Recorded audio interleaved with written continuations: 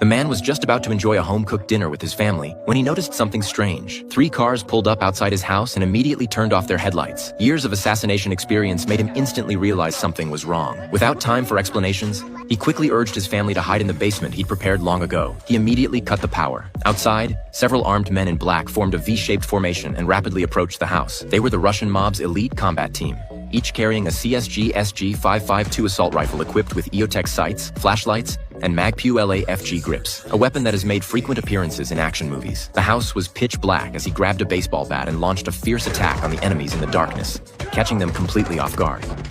After taking down 2 enemies with the bat, the man began using the terrain to his advantage, moving swiftly through the darkness to efficiently eliminate the next mercenary, even remembering to wipe the blood from his knife. Hutch used everything within reach as weapons to strike his enemies, while his home was being riddled with bullets from their CSG 552s. Although Hutch single-handedly took down several enemies, he was eventually outnumbered and knocked unconscious by a sneak attack from behind. He was locked in a car trunk. The combat team had suffered heavy losses. From over a dozen members, only 3 remained. While the 3 survivors were complaining during their return journey, they had no idea that Hutch had regained consciousness in the trunk. Fighting through the pain, he managed to free his hands from the handcuffs and grabbed a fire extinguisher to launch his counterattack. He kicked open the back seat and began spraying the mercenaries in the front seats.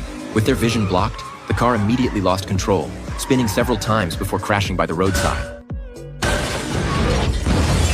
The man then climbed out of the trunk. Hutch was relatively unharmed, while the 3 thugs in the car were nearly dead, with only 1 barely hanging on. The man had no idea who this badass really was, so Hutch, for the first time in his life, revealed his true identity to a stranger. It turned out he was formerly a secret CIA assassin codenamed The Auditor. His job was to eliminate people who couldn't be arrested but needed to disappear. Hutch wanted to share his secret story, but when he looked down, he realized the man had already died. He rushed home and called his father to warn him that people might come after him. Surprisingly, his father smiled at the news, seemingly eager for someone to cause trouble. Meanwhile, 2 thugs had already arrived at the nursing home. They quietly opened the door to find the old man apparently asleep. Just as they were about to kill him, the old man suddenly opened his eyes. With one hand, he grabbed a man's gun, and with the other, he shot them both, taking out 2 strong men while sitting down. The old man was clearly a force to be reckoned with. Come on, Davey. Please turn that shit down.